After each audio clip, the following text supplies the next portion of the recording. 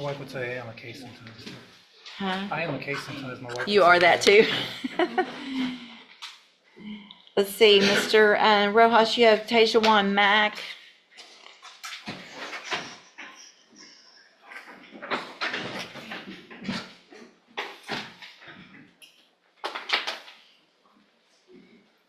Good morning, sir. Good. You're Tayshawan Mack? Yes, ma'am. And Mr. Mack is charged with criminally negligent homicide. And Mr. Rojas, what is the announcement? Judge, my understanding is that Mr. Mack was on bond and he was set today for a patch review, drug patch. Oh, okay. Okay. Do you have your drug patch? Yes, ma'am. When did you get it? Last Tuesday. So when was the last time you had it before then? I would say, like right before the holidays. Why is that? I honestly didn't know how long I was supposed to have it. Like, it never came with a When you time get limit. it, they tell you. When you get that drug patch, they give you all the instructions. I'm sure of that. And they say you have to go back. I can call them. They never told me how long I was supposed to have it. You're supposed to have it until I tell you not to have it. It's a condition of your bond. Okay. You don't get to just choose when to not have it. You're supposed to go get it done every 2 weeks so that I know you're clean. Have a seat in the jury box. Let's get you tested this morning. Thank you, Your Honor.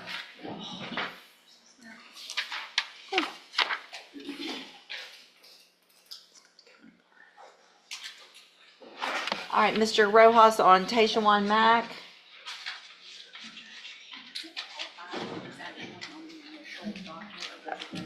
Oh, okay. Okay, and she says he hadn't qualified. You tested negative, which is good, obviously. So it's important that you understand. Condition of your bond is that you have that drug patch on until I tell you otherwise. Every 2 weeks, you got to get it changed. I just didn't. If it comes up positive, obviously there's going to be a warrant and you're going to be back in jail. So stay clean, keep it on there so we don't have any issues, okay? So, Mr. Mack, since you've made bond, you were initially in custody for some time, correct? What I'm going to do, or what I require you to do, is try to hire a lawyer now that you've bonded out. And so, are you working? No, why aren't you working? I have a job coming up the beginning of the next month. You do? Where's that? Kansas. Oh, you told me about that already. He was here Monday, actually, on the initial docket, and then we found out that he did not have. That's why I had you come back today. Okay, so you've already got, when was that next court date gonna be? We're gonna, so same rules applies last week, when I told you to hire a lawyer and all that. Okay, so we're gonna give you a new reset with maybe a different date on it today, for you to have some time to try to get someone hired before the next court date. Again, if you don't, talk to at least 3, bring me all that information when we come back, follow all those rules of bond, and then we'll see you at your regular court date, okay? Step in front of the clerk, she'll give you that reset notice. To get some help? Oh, well, I have BMW on the way, but I have run flat tires. Oh, good, So. but still, It's a nightmare. I'm sorry. Good morning, sir, you're Bobby Brown? Yes, ma'am. And Mr. Brown was previously in court and entered pleas of guilty in both cases, state jail felony, forgery of financial instruments. I've received the pre-sentence report. Has everyone had an opportunity to review the report? Yes, Your Honor. Yes, Your Honor. Are there any additions or corrections? No, Your Honor. Not from the state judge. All right, sir, I'm going to find in each of your cases that you entered your pleas of guilty freely and voluntarily. In cause number 23, DCCR 1496, find sufficient evidence to find you guilty, and at this time find you guilty of forgery of a financial instrument. Sentence you in accordance with your agreement to a term of 2 years in the state jail prison, but probate that. You'll be on probation for 3 years. You're ordered to pay, there's not a fine, but you are ordered in that case to pay restitution in the amount of $744. Follow all of the rules and conditions of probation. In cause number 23, DCCR 1497, also find sufficient evidence to find you guilty, and at this time find you guilty of forgery of a financial instrument. Sentence you in accordance with that agreement to a term of 2 years in the state jail prison, but probate that. You'll be on probation for 3 years. You're ordered to pay restitution in that case, the amount of $1,280.80. Also follow all of the rules and conditions of probation. If you do all of that in both of these cases, then for all practical purposes, your cases here in court are over, and you'll be able to serve that 2-year sentence while you're out on probation. The other side of that, however, is if you violate any condition of your probations, then you can be brought back into court, and then you could be serving your probation revoked and serve those 2-year sentences that you've agreed to. Do you understand? And I know 3 years seems like a lot of time to pay back restitution. A lot of people will think, I'm going to wait till my tax refund comes back, or I'm going to sell this. Start making payments immediately. It's very important to me and obviously to the victims that they get paid back.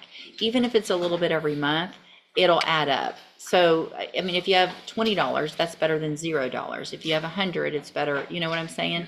Don't wait, because what can happen is at the end of your probation, you could have done everything else properly, followed all of the rules and conditions, and come in and on motion to revoke your probation because you didn't pay. And if I find that you had the ability to pay and you didn't, you could do all that right and still go back to prison for 2 years. You understand? All right, I'm handing you in each of the cases the trial court certifications that shows that these were agreements that I followed, and so you've waived your right to appeal. I have also handed you a written admonishment regarding your ineligibility to possess a firearm, that's for him, a firearm or ammunition. Because of the judgments entered against you, you're ineligible under Texas law to possess a firearm or ammunition. Possession of a firearm or ammunition could lead to charges against you. Firearm is a legal term, and you should read the written admonishment I provide you to see what devices qualify as a firearm. If you have questions about the laws that make you ineligible to possess a firearm or ammunition, or about how long that lasts, you can talk with your attorney. All right? If you'll just have a seat here in the courtroom, probation's going to call you up when she's ready to go over your paperwork. Good luck to you, sir. Thank you, Ms. Simpson. Let's see, it's Mr. Mr. Rojas, are you ready on Jerry LeBlanc?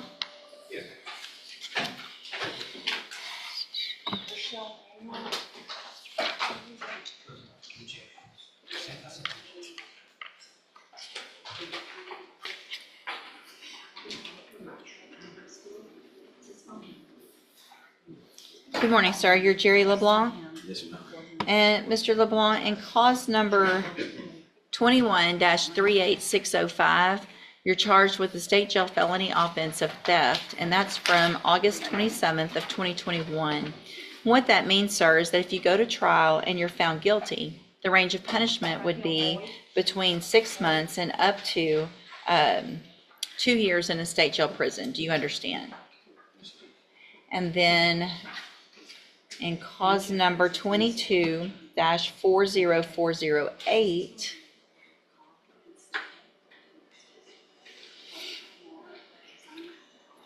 you're charged with the state jail felony offense, stand up straight, the state jail felony offense of abandoning a child. I got a bad knee too. Stand up.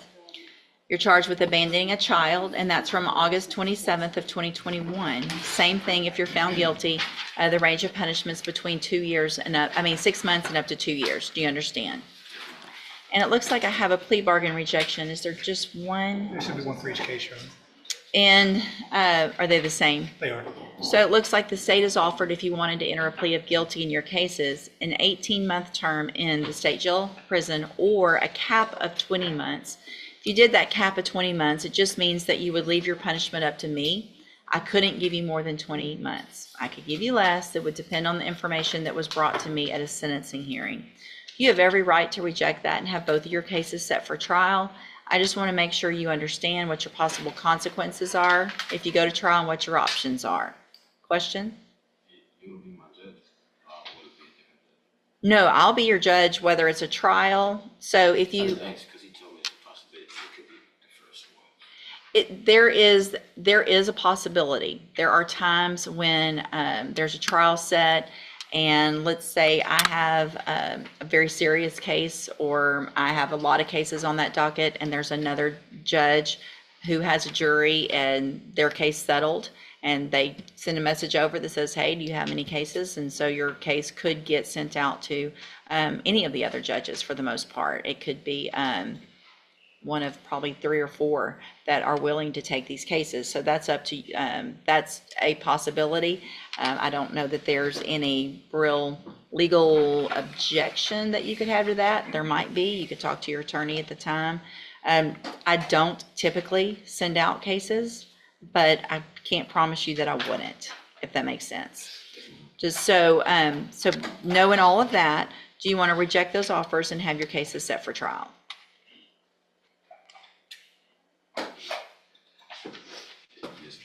Okay, so we'll get your cases set for trial. Mr. LeBlanc, Mr. Rojas has been appointed to represent you. He's one of the he's one of the attorneys who handles a lot of cases for me here as a court-appointed attorney. With your permission, I can release him and appoint another attorney today who could begin preparation for trial a little quicker. Is that okay with you? Yeah, he told me that. Sure, okay. So what we'll do, Mr. Rojas, you're released. Mr. LeBlanc, if you'll just have a seat over here in the courtroom, the clerk will call you up when she's ready to give you all that information.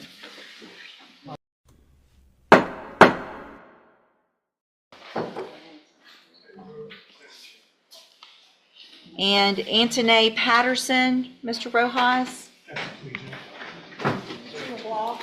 Sharon LeBlanc.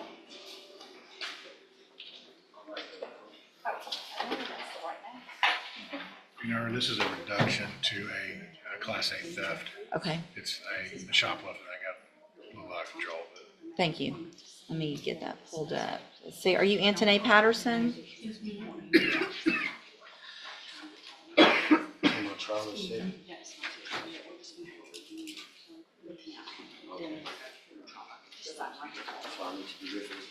Yes. Sorry, give me just a second.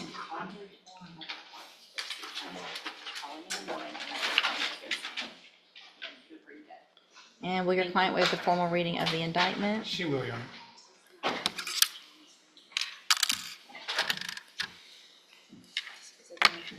Ms. Patterson, in cause number 24, DCCR 1774, the state has elected to proceed on the lesser included offense of a Class A misdemeanor theft from August 15th of 2024. And how do you plead to that charge? Are you pleading guilty freely and voluntarily? And are you pleading guilty because you did what they've charged you with? I have here on the computer some documents that have your signature on them that the state has marked as exhibit number 1. Before you signed them, did you go over them with Mr. Rojas? And do you fully understand them? And do you understand, if I follow the agreement that you've made with the district attorney, that you will be waiving or giving up any right to appeal? And it looks like the agreement that you've reached is for a 2-year deferred adjudicated probation. There would be a $500 fine, and you would be required to follow all of the rules and conditions of probation. Is that your understanding? Is there any restitution, or it was No, Your Honor. recovered? All right. And are you a U.S. citizen? State tenders number 1. No objection. It's admitted. Is there any evidence that Ms. Patterson is not competent? No, Your Honor. You all right? Very fidgety. No.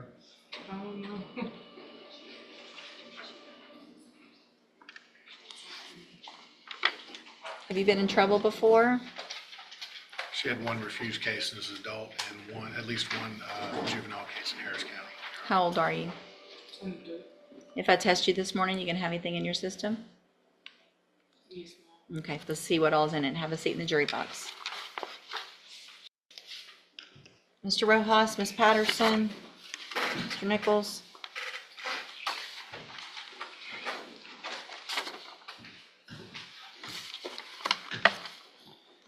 So, Ms. Patterson, obviously you tested positive for THC, and you admitted that you smoked it yesterday. What made you think that that was a good idea to do the day before you were coming to felony court? I'm going through depression right now, and it's the only thing that helps me. Speak up. I'm going through really bad depression right now, and that's the only thing that helps. Okay. You can't use it unless you have a medical prescription for it. You need to go to a doctor. There's all kinds of legal medications. There's counseling. There's things that you can do that aren't marijuana that you might not have tried, right? Using some of those things mask stuff that you're going through, but that's not really helping you. Do you understand? Yes, ma'am. Okay. So there's a couple things we're gonna do. I'm gonna go through with this plea. I'm typically don't do a PSI on a state jail. I'm going to, so we can get some more information about what Ms. Patterson needs to be It's a successful. misdemeanor, Your Honor. I'm sorry? We reduced to a misdemeanor theft, Your Honor. Okay, It's Class A. okay. Then I'll get some other things just ordered, then we'll do it that way. So, Ms. Patterson, I'm gonna go back to what we were talking about before. It looks like the agreement you've reached is for 2 years deferred probation, $500 fine. That's your understanding? State tenors number 1. No objection. It's admitted. Any evidence Ms. Patterson's not competent? No, Your Honor. Ms. Patterson, I'm going to find that you entered your plea of guilty freely and voluntarily. Find that you're mentally competent and you understand the nature and the consequences of your plea. I'm going to find sufficient evidence to find you guilty. However, I'm going to follow the agreement that you made with the district attorney and defer all proceedings and place you on probation for a period of 2 years. You're ordered to pay that $500 fine and to follow all of the rules and conditions of probation. One of those rules and conditions of probation is that you can't use any illegal drugs, and that's marijuana. So you're going to be required, I want a substance abuse evaluation done. You're going to get evaluated for, and a mental health evaluation as well. Probation's there to help you, okay? They're going to have things that doctors you can go to. If you can't afford it, you now can go do some things that maybe you couldn't. You're going to be required to follow through with those mental health help and any substance abuse help. So we're going to give you all the tools you need to be successful on probation. If you do everything and follow those rules and do what they say, then this is an excellent opportunity, because if you do everything correctly, the case will be dismissed. You'll never have this on your record. But the other side of that is if you violate any condition of probation, which includes if they tell you you need to go to counseling or take a certain medicine or get a drug patch and you're not wearing it, or you test positive, any of those things, you're going to be right back in here, found guilty of the offense, and potentially going to jail for up to a year. Do you understand? Yes, ma'am. All right, I'm going to hand you the trial court certification that shows this was an agreement that I followed, and so you've waived your right to appeal. You need to have a seat here in the courtroom. Probation, the lady sitting at the desk right there, she's going to call you when she's ready to go over your paperwork. Good luck to you, ma'am.